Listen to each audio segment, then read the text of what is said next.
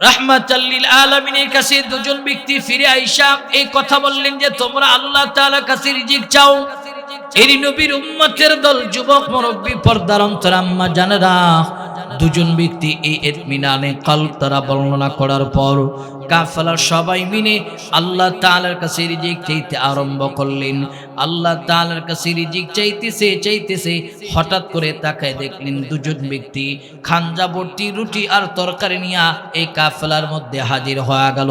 কাফেলার সবাই এই খাবার রিসিভ করে খাওয়া দাওয়া করলেন। খাওয়া দাওয়া করে অবশিষ্ট যা খাবার আছে এই খাবারগুলি রাহমাতাল লিল আলামিনের কাছে পাঠানোর জন্য দুজন ব্যক্তিকে তৈরি করলেন।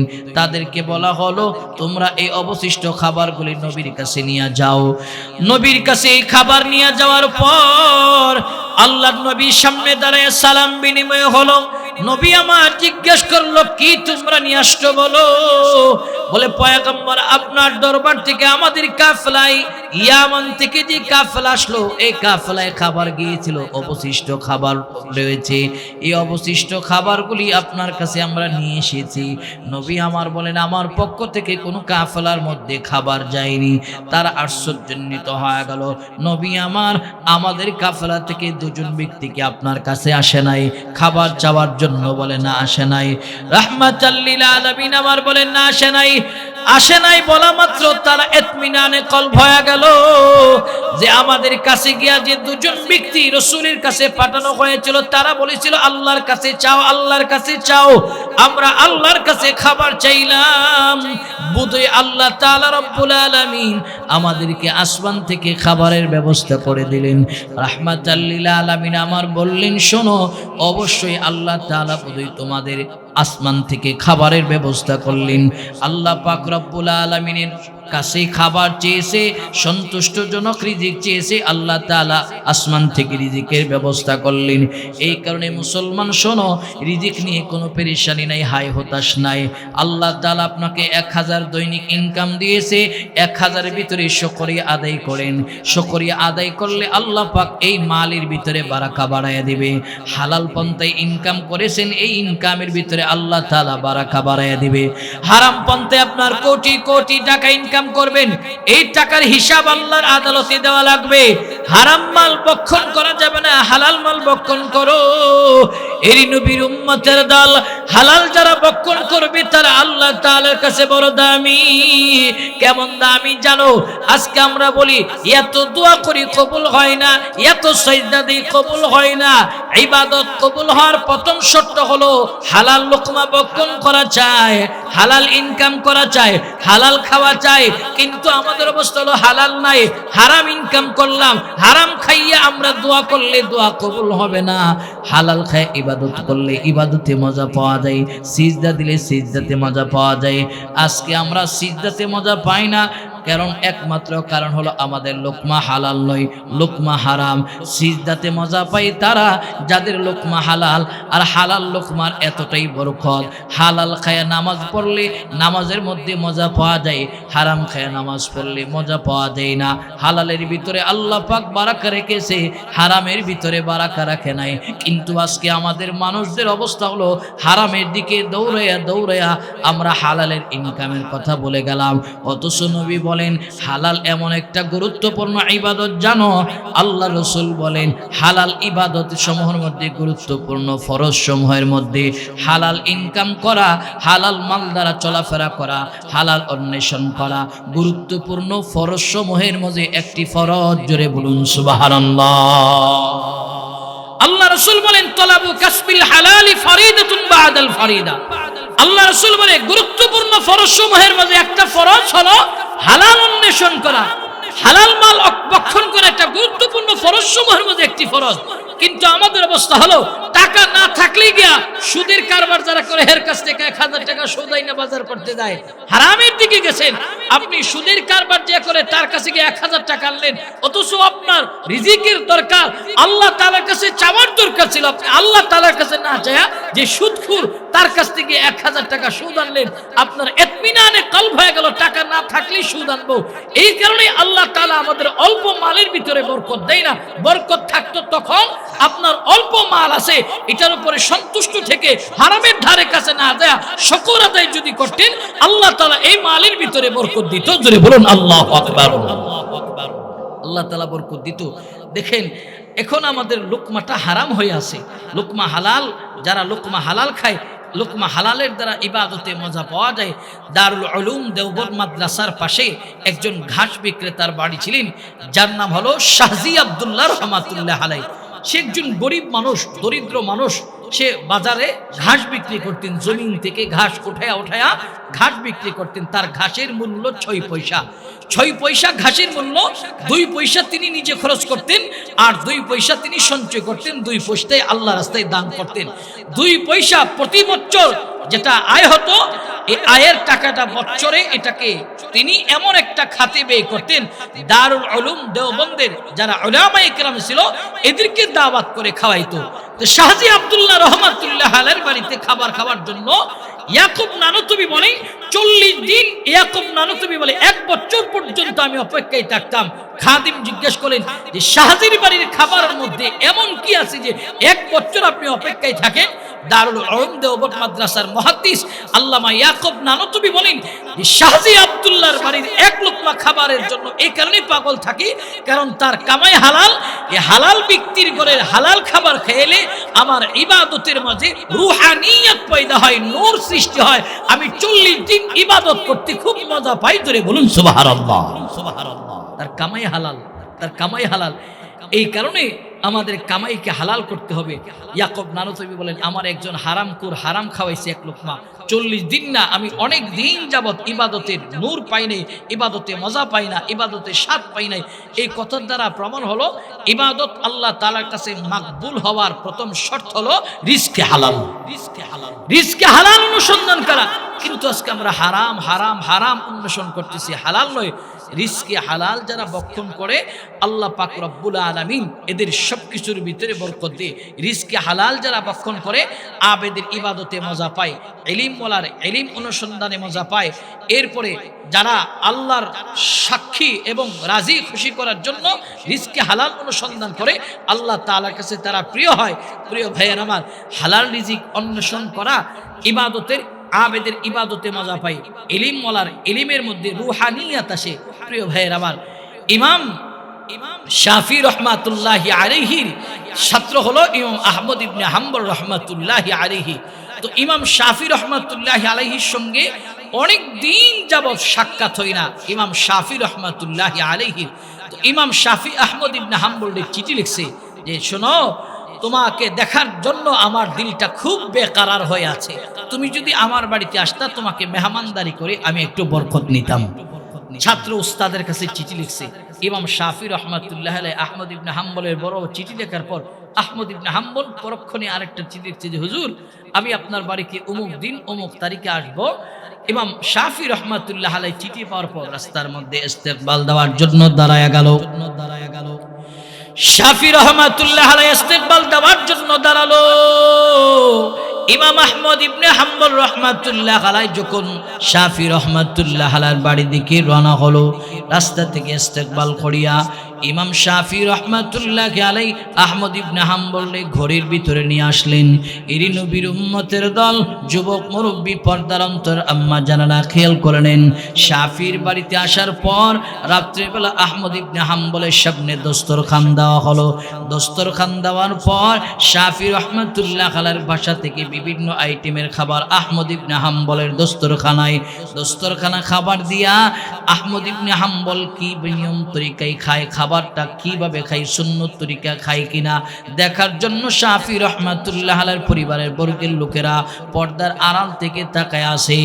শাফি রহমাতুল্লাহ আলাইহির বাড়িতে মেহমান হয়ে আহমদ ইবনে হাম্বলের দস্তরখানায় খাবার দেওয়ার পর আহমদ ইবনে হাম্বল এই খাবারের দিকে তাকায় দেখলেন এই খাবারের মধ্যে নূর চমকাইতেছে, নূর চমকাইতেছে। এর নবীর উম্মতের দল খেয়াল করো, আহমদ ইবনে হাম্বল রাহমাতুল্লাহ আলাইহির সামনে একজনের খাবার দেয় নাই, 3 জনের খাবার দিয়েছে শাফি রহমাতুল্লাহ আলাইহি। এই হালাল খাবারের দিকে তাকায়া তাকায় দেখলেন নূর চমকাইতেছে, নূর চমকাইতেছে। চিন্তা করলেন এই যে হালাল খাবার বহুদিন পরে আমার সামনে আসলো, একেবারেই পিওর হালাল খাবার। শাফি রহমাতুল্লাহ আলাইহির বাড়ির দস্তরখানার তিনজনের খাবার আহমদ ইবনে হাম্বল রহমাতুল্লাহ আলাইহি একাই খাইলেন। ইমাম শাফির পরিবারের বর্গের লোকেদের অন্তরের ভিতরে প্রশ্ন জাগলেন, তিনি না এত বড় ইমাম, আমার বাবা তার শাগরিদের সব সময় প্রশংসা করে, কিন্তু তার খাবারটা সুন্নত তরিকায় হইল না, তিনজনের খাবার একাই খাইল। প্রশ্ন জেগেছে একটা। দুই নাম্বার হলো রাত্রের বেলা তাহাজ্জুদের নামাজ আদায় করার জন্য দরজার মধ্যে পানি রাখা হলো, পানি রাখা হলো, তিনি তাহাজ্জুদের ওযু বানাবে। আহমদ ইবনে হাম্বল রহমাতুল্লাহ আলাইহি তাকায় দেখলেন যেই জায়গার পানি ওই জায়গায় আছে, তিনি পানি ব্যবহার করেন নাই। প্রশ্ন দুইটা জেগেছে। সকালবেলা শাফি রহমাতুল্লাহ আলাইহির বাড়ি থেকে নাস্তা পানি খেয়ে যখন আহমদ ইবনে হাম্বল রহমাতুল্লাহ আলাইহি চলে যাবেন, এমন সময় শাফি রহমাতুল্লাহ আলাইহির পরিবারের বর্গের লোকেরা বলে, আব্বাজি আপনার ছাত্র না বড় একজন ইমাম, কিন্তু তিনার খাবারটা গতকাল রাত্রে আমরা দেখেছি সুন্নত তরিকায় হয়নি। তিনি যে খাবার খেয়েছে তিনজনের খাবার একলাই খাইলো, কেন তিনজনের খাবার একলা খাইলো? জবাব দেওয়া লাগবে। দুই নাম্বার হলো তিনার দরজার সামনে তাহাজ্জুদের ওযু বানানোর জন্য পানি রাখা হলো, তিনি কি তাহাজ্জুদের নামাজ পড়েন নাই? তিনি কি তাহাজ্জুদ আদায় করেন নাই? এর নবীর উম্মতের দল, যুবক মুরব্বি, পর্দার অন্তরে আম্মা জানেরা, এই দুইটা প্রশ্ন শাফি রহমাতুল্লাহ আলাইহিকে করার পর ইমাম শাফি আহমদ ইবনে হাম্বলকে ডেকে বললেন, এরে আহমদ ইবনে হাম্বল, দুইটা প্রশ্নের জবাব তোমার কাছে আমাদের পরিবারের বর্গের লোক থেকে এসেছে।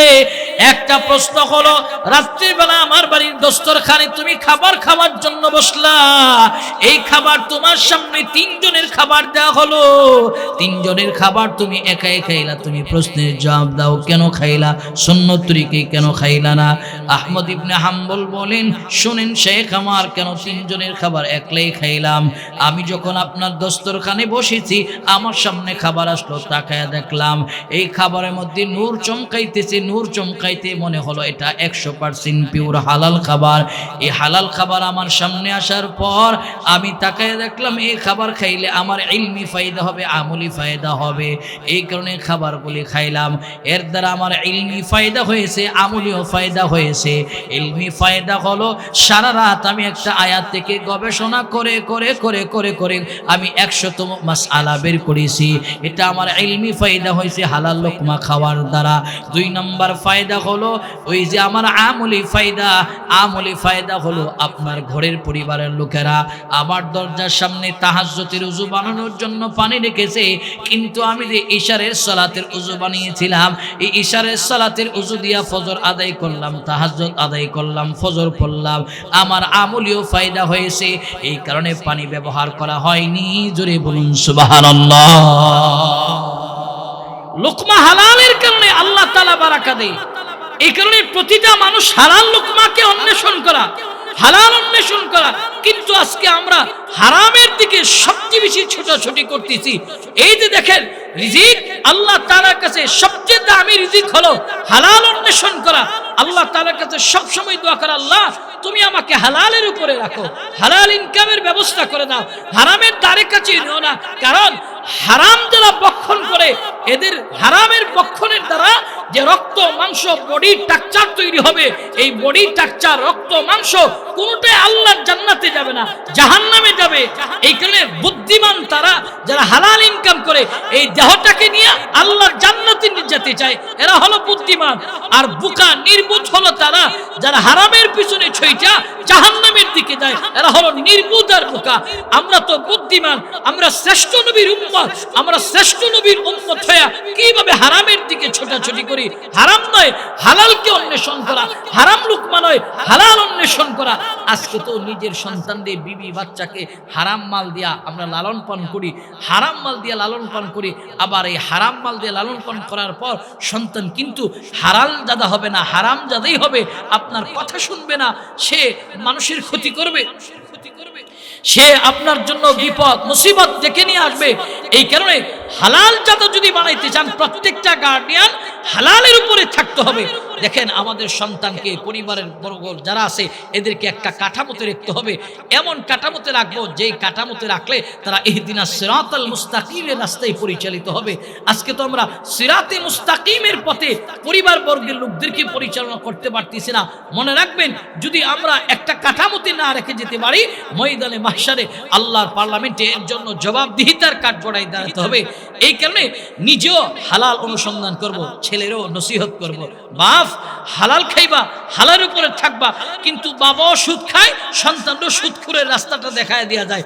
এরপরে স্টেপ বাই স্টেপ যারাই আছে তারাই হারামের রাস্তা ধরে চলে না, এরকম রাস্তা দেখায় যাব না। নিজে হালাল ইনকাম করব, সন্তানকে হালাল ইনকাম করার নসিহত করব, নাতির হালালের উপরে থাকার ইনকামের নসিহত করব। যদি আপনি এমন একটা কাঠামোতে রেখে যেতে পারেন, তো এলাকার সমস্ত মানুষ আপনার প্রশংসা করবে, আপনার জন্য কল্যাণের দোয়া করবে যে তার বাপ ছিল হালালখোর, সন্তানও হালালখোর, নাতি নাতনিও হালালখোর। আর আপনি যদি সুদখোর হন, আপনার ছেলে সুদখোর হয়, নাতি সুদখোর হয়, সুদখোরের একটা সিলসিলা কাঠামো আপনি জারি করে গেলেন। কিয়ামতের ময়দানে আল্লাহর সামনের জন্য পার্লামেন্টে দ্বারা জবাবদিহিতার কাঠগড়ায় দাঁড়াতে হবে। এই কারণে এখন থেকে নিজের ওইভাবে তৈরি করেন যে আমি নিজেও এক লোকমা হারাম খাবো না, হারাম ভক্ষণ করব না। কারণ হারাম মাল দ্বারা আমার শরীর লালিত পালিত হোক, এটা কোনো মুসলমান মুমিন কাম্য হতে পারে না। মুসলমান মুমিনের কাম্য হবে আমি হালাল অন্বেষণ করব, হারাম নয়। দেখেন আজকে আমাদের লুকমা কত হারাম যাইতেছে, এই হিসাব আমরা করি না। অথচ সাহাবাট মাইন্দের অবস্থা ছিল, একটা লোকমা হারাম গেছে তো তাদের ঘুম হারাম হয়ে গেছে, ঘুম আসে না চোখের মধ্যে। প্রিয় ভাইয়ের আমার, হযরতে সিদ্দিকে আকবর রাদিয়াল্লাহু তাআলা আনহু, তিনি এত বড় একজন সাহাবী, জান্নাতের ইয়েসকাট পানেওয়ালা একজন সাহাবী, যাকে জান্নাতের প্রতিটা দরজা থেকে সালাম দেবে আবু বকর, আপনি আমার দরজা দিয়া জান্নাতে ঢুকুন। জোরে বলুন সুবহানাল্লাহ। আল্লাহ রসুল মেরাজের রজনীতে গেছে, যাওয়ার পর জান্নাত জাহান্নাম ভ্রমণ করার পর রসুল জান্নাতে গিয়ে দেখেন সুন্দর সুন্দর বালাখানা তৈরি করা। আল্লাহ রসুল এই বালাখানা দেখে জিবরাইলকে বলেন, জিবরাইল, এই যে বালাখানাগুলি কার জন্য আল্লাহ তাআলা বানাইছে, এত সুন্দর সুসজ্জিত করে রেখেছে? বলে, ইয়া রাসূলুল্লাহ, আপনি বালাখানা দেখে বলতেছেন কার?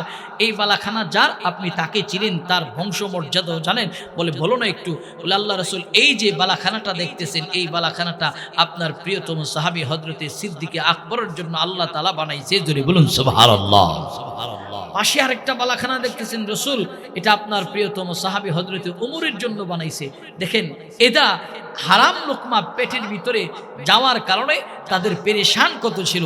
সিদ্দিক আকবর রাদিয়াল্লাহু তাআলা দাওয়াতি কাজ শেষ করার পর বাড়িতে আসলেন। রাহমাতাল লিল আলামিনের সাহাবী হযরতে আবু বকর রাদিয়াল্লাহু তাআলা দাওয়াতি মিশন শেষে ঘরের মধ্যে আসার পর ক্ষুধার্ত মানুষ খাবার চাইলেন, খাদেম নিয়া খাবার দিল। খাবার দেওয়ার পর সিদ্দিকে আকবর রাদিয়াল্লাহু তাআলা হাত দৌত করলেন। হাত দৌত করিয়া হযরতে আবু বকর খাবারগুলি ভক্ষণ করলেন। খাবার শেষ হওয়ার পর খাদেমকে জিজ্ঞেস করলেন, বলো এই খাবারগুলি কোত্থেকে তুমি সংগ্রহ করলা? খাদেম বললেন, আবু বকর, আমি ওই যে এই গ্রামের রাস্তা দিয়ে যেতেছিলাম, তারা আমার কাছে মুসিবত বর্ণনা করেছিলেন। মুসিবতের কথা বর্ণনা করার পর আমি এদেরকে কিছু তদবির বাতিয়ে দিয়েছিলাম। আজকে এই এলাকার পথ ধরে যখন আমি যাইতেছিলাম, এই এলাকায় একটা অনুষ্ঠান চলতেছিল, এই অনুষ্ঠানের কিছু খাবার আমার হাতে দিয়েছে, আর আপনি ঘরের মধ্যে এসে খাবার চাইলেন, এই খাবার আপনাকে দিলাম। রাহমাতাল লিল আলামিনের সাহাবী হযরতে আবু বকর যেই মাত্র এই কথা শুনলেন যে তদবির বাতিয়ে দিলাম, তারা আজকে খুশি হয় আমাকে একটু খাবার দিল। হযরতে সিদ্দিকে আকবর বলেন, শোনো, তুমি আমারে এই খাবার কেন খাওয়াইলা? এই খাবার আমার জন্য সম্পূর্ণ হালাল নয়। এর নবীর উম্মতের দল, যুবক মুরব্বী, পর্দার অন্তরাম্মা জানেরা, হযরতে আবু বকর বলেন, এই খাবার আমার জন্য হারাম, হারাম, হারাম। সিদ্দিকে আকবর পরক্ষণে বললেন, খাদেম যাও, আমার জন্য এক মশক পানি নিয়ে আসো। পানি আনা হলো। হযরত আবু বকরের সামনে পানি এনেছে। সিদ্দিকে আকবর রাদিয়াল্লাহু তাআলা পেট ভরে পানি পান করলেন। পানি পান করার পর শাহাদাত অঙ্গুলি দিয়া জিহ্বাটার ভিতরে ঢুকিয়ে দিলেন। গলার মধ্যে ঢুকানোর পর সম্পূর্ণ খাবার বমির মাধ্যমে হযরতে আবু বকর রাদিয়াল্লাহু তাআলা বের করলেন। বের করার পর হযরতে আবু বকরের অবস্থাটা আবু বকর অবস্থা এতটাই দুর্বল হলেন। খাদিম জিজ্ঞেস করলেন, হুজুর কেন আপনি খাবারগুলি বমির মাধ্যমে বের করলেন? হযরতে আবু বকর বলেন, শোনো, তুমি আমাকে যে খাবারটা খাওয়াইছো এটা হারাম, আমার জন্য হালাল নয়। আর রাসূল বলেছে যে হারাম মাল ভক্ষণ করবে তার শরীরটা আল্লাহর জান্নাতে যাবে না, আল্লাহর জান্নাতের স্পর্শ পাবে না। অতএব আমি একজন নবীর সাহাবী হইয়া আমি আল্লাহ রাসূলের একজন সাহাবী হারাম খাবার খাইতে পারি না। এই কারণে আমি আমার জিহ্বা থেকে ভূমির মাধ্যমে পেটের ভিতর থেকে খাবার বের করে ফেললাম। এরই নবীর উম্মতের দল রাহমাতাল লিল আলামিনের সাহাবীরা কতটা ভয় করেছে, না জানি হারাম খাদ্য চলে গেল, না জানি হারাম খেয়ে ফেললাম। আর আমাদের অবস্থা হলো হালাল হারামের তমিজ নেই, হালাল হারামের জাসপারতাল নাই। অতএব খেয়াল করে করে করে করে এখন আমার খাবার খাইতে হবে। ইবাদত করনেওয়ালা বাবা, কোনোদিন আপনি কারো করে খাইতে গেলে জাসপারতাল করা লাগবে। যে আমারে খাওয়াইতে গেছে এক লোকমা, সে নামাজি কিনা, আর না হয় তার করে খাওয়া যাবে না। নামাজের দাওয়াত দিয়ে দিয়ে দিয়ে দিয়ে তারে খাইতে হবে। হারামখোর দাওয়াত দিয়েছে, তার করে খাওয়া যাবে না, কারণ তার লোকমা হালাল নয়, হারাম হয়ে আছে। সুদখোর দাওয়াত দিয়েছে, খাওয়া যাবে না, কারণ তার ঘরের প্রতিটা লোকমা হারাম হয়ে আছে, খাওয়া যাবে না। কোনো আবেদ হারাম খানা খাইতে পারে না। আবেদের ইবাদত যদি আল্লাহ তাআলার কাছে কবুল করতে চায়, সব সময় হার হালতে হালালের উপরে থাকতে হবে, হালালের উপরে থাকতে হবে। রাহমাতাল লিল আলামিনের সাহাবীদের আরো খবর নাও, নবীর সাহাবীরা হালালের উপরে চলেছে। এরই নবীর উম্মতের দল, যুবক মুরব্বী, পর্দার অন্তর আম্মা জানেরা, আল্লাহর পয়গম্বরের সাহাবীরা হালাল হালাল অনুসন্ধান করেছে। এই কারণে নবীর সাহাবীরা বড় দামি। কেমন দামি বললো জানো? আল্লাহ রাসূল বলেন আবু বকর জান্নাতি, ওমর জান্নাতি, উসমান জান্নাতি। কেন জান্নাতি জান্নাতি ঘোষণা করলেন জানে? কারণ পয়গম্বরের সাহাবীরা এরা আল্লাহর পয়গম্বরের দেখানো পথে জীবন পরিচালনা করেছে। এক নম্বর, নবীর সাহাবীরা কোরআন মেনে জীবন পরিচালনা করেছে। দুই নম্বর, নবীর আদর্শ মেনেছে। রাহমাতাল লিল আলামিন আমার বলে, উম্মত দুটো জিনিসের সমন্বয়ে তোমাদের জীবন পরিচালনা করো। এক নম্বর, নবী বলে, তারাকতু ফীকুম আমরাইন লান তাদিল্লু মা তামাসসাকতুম বিহিমা কিতাবাল্লাহি ওয়া সুন্নাত রাসূলি। এক নম্বর হলো কোরআন, দুই নম্বর হলো রাসূলের আদর্শ এবং সুন্নাহ। সাহাবাত মাইন্ডা দুটো জিনিসকে আঁকড়ে ধরেছে। এই কারণে নবীর সাহাবীরা দামি বলেছে। কেমন দামি জানো? সাহাবীরা আল্লাহর পয়গম্বরের সঙ্গে ভিআইপি লাউন্সে আল্লাহর জান্নাতে যাবে। আমরা যদি দামি বনতে চাই, কোরআনে আমাদেরকে যে আদেশ করেছে, নিষেধ করেছে, এইগুলি মানা লাগবে। সাহাবাত যেমন মেনেছে, কোরআন এবং সুন্নাহর সমন্বয়ে আমাদের জীবনকে পরিচালনা করা লাগবে। কিন্তু আমাদের অবস্থা হলো কোরআন এবং সুন্নাহ মোতাবেক আমার আপনার জিন্দেগি চলে না। হালাল হারামের লিল আলামিন বললেন, কোথায় যায়েদ বিন হারেসা লাব্বাইকা ইয়া রাসূলুল্লাহ দাঁড়ায় গেলেন। আল্লাহর পয়গম্বর দুই নম্বর নাম ঘোষণা করেছে। কোথায় কোথায় জাফর ইবনে আবি তালিব নাম ঘোষণা করার পর দাঁড়ায় গেল। আল্লাহর পয়গম্বর তিন নম্বর নাম ঘোষণা করেছে। কোথায় আব্দুল্লাহ বিন রাওয়াহা দাঁড়ায় গেল। খেয়াল করেন, এদের কাছে নবীর কথার কত মূল্যায়ন ছিল। আজকে আমাদের কাছে নবীর কথার মূল্যায়ন নাই। রাসূল বলেছে হালাল অনুসন্ধান করো, হালাল অনুসন্ধান করো, কারণ হালাল রিজিক অনুসন্ধান করা গুরুত্বপূর্ণ ফরজ সমূহের মধ্যে ফরজ। এই কথার মূল্যায়ন আমাদের কাছে নাই, কিন্তু সাহাবীদের কাছে নবীর কথার কত মূল্যায়ন ছিলেন। রাহমাতাল লিল আলামিন আমার তিনজনের নাম ঘোষণা করার পর তিনজন ময়দানে দাঁড়ায় গেল। এরই নবীর উম্মতের দল, যুবক মুরব্বী, পর্দার অন্তর আম্মা জানেরা, রাহমাতাল লিল আলামিন তিনজনের নাম ঘোষণা করার পর তারা ভাবলেন যে তিনজনে আর ময়দান থেকে ফিরে আসবে না। আল্লাহর পয়গম্বর এদেরকে আবার গুরুত্বপূর্ণ নসিহত করতেছে। এক নম্বর, আল্লাহর পয়গম্বর যায়েদ বিন হারেসাকে সেনাপ্রধান হিসাবে নাম ঘোষণা করলেন। দুই নম্বর, জাফর বিন আবি তালিব। তিন নম্বর, আব্দুল্লাহ বিন রাওয়াহা। তিনজনের নাম রাসূল ঘোষণা করলেন। আল্লাহ রাসূল বলেন, শোনো, মুতার যুদ্ধ পরিচালনা করতে গিয়ে যদি যায়েদ বিন হারেসা শহীদ হয়ে যায়, জাফর বিন আবি তালিব তুমি সেনাপ্রধান হইয়া তুমি যুদ্ধের পতাকাটা, ইসলামের পতাকা ধরে রাখবা। যদি সেও শহীদ হয়ে যায়, আব্দুল্লাহ ইবনে রাওয়াহা তুমিও যুদ্ধের পতাকা ধরে রেখে সেনাপ্রধান হয়ে যুদ্ধ চালাইবা। তোমাদের পরবর্তী সময় যদি তিনজনই শহীদ হয়ে যাও, তোমাদের মধ্য থেকে কেউ পরামর্শ করে কাউকে আমির বানাইবা। সাবধান সাবধান, যুদ্ধ যেন বিজয়ী লাভ হয় এমনভাবে তোমরা যুদ্ধ পরিচালনা করবা। রাহমাতাল লিল আলামিন আমার এই কথা বলার পর, গুরুত্বপূর্ণ নসিহতের পর রাসূল বললেন, যাও তোমরা তোমাদের বাড়ি থেকে বিদায় নিয়ে আসো। খেয়াল করেন নবীর কথার মূল্য এদের কাছে কত। জাফর জায়েদ বিন হারেসা বলেন, আমার ঘরে যাওয়ার দরকার নাই, আপনি তো আমার আব্বা জান আর আমার আম্মা জান, পর্দার ভিতরে এসে আম্মা জানের কাছে জানাইয়া দিবেন আমি যুদ্ধের ময়দানে গেলাম। 2 নম্বর জাফর বিন আবি তালিব বাড়িতে গেল। বাড়িতে যাওয়ার পর তাকায় দেখলেন তার বিবি ঘরের মধ্যে কোরআন তিলাওয়াতরত অবস্থায়। জাফর বিন আবি তালিব বলেন, বিবিরে, আমার রাসূল যুদ্ধের সেনাপ্রধান হিসেবে ঘোষণা করেছে, আমার আগেও একজন আছে, পরেও একজন আছে, বোধহয় আর যুদ্ধের ময়দান থেকে ফিরে আসা হবে না, তুমি আমার জন্য দোয়া করে দাও, বেঁচে থাকলে দেখা হবে জান্নাতে। এই কথা বলা মাত্র জাফরের বিবি বললেন, দোয়া করতেছে, আল্লাহ আমার স্বামীকে গাজীর বেশে তুমি বাড়িতে ফিরাইয়া দিও। রাহমাতাল লিল আলামিনের সাহাবী তার হাতের তলোয়ার দ্বারা তার বিবির একটা আঘাত করে বললেন, বিবি, তুমি যে আমার রাসূলের বিরুদ্ধে দোয়া করেছো, আমার রাসূল আমার জন্য দোয়া করেছে, তার মানে আমি শহীদ, অতএব তুমি আমার রাসূলের বিরুদ্ধে দোয়া করলা কেন? এই কারণে তোমার তলোয়ার উল্টা পিঠ দিয়ে আঘাত করলাম। জাফর বিন আবি তালিব ঘর থেকে বের হয়ে যায়।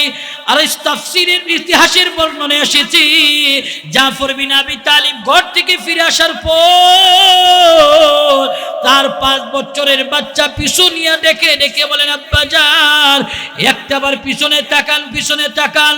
কিন্তু রাহমাতাল লিল আলামিনের সাহাবী জাফর বিন আবি তালিব কেবলমাত্র নবীর মহব্বত আর ভালোবাসা নিয়ে পিছনে তাকায়নি, কারণ পিছনে তাকাইলে সন্তানের মহব্বত ঢুকবে। এরই নবীর উম্মতের দল, যুবক মুরব্বী, পর্দার অন্তর আম্মা জানেরা, রাহমাতাল লিল আলামিনের মহব্বত নিয়ে জাফর বিন আবি তালিব আয়েশা হাজির হয়ে গেল। এরপরে 3 নম্বর সেনাপ্রধান, যার নাম হলো আব্দুল্লাহ ইবনে রাওয়াহা কেবলমাত্র দুপুর বেলা বিবাহ করলেন, আর বিকেল বেলায় রাসূল মুতার প্রান্তের জন্য সেনাপতির নাম ঘোষণা করলেন। রাহমাতাল লিল আলামিনের এই সাহাবী ঘরের ভিতরে গেলেন, গিয়ে দেখলেন নতুন বিবি বসা। ঘরের চৌকাঠের সামনে দাঁড়ায় বললেন, বিবি রে, আমি তোমার কাছে কেবল বিদায় নেওয়ার জন্য আসছি, তোমার চেহারাটা ভালো মতে দেখতে পারি নাই।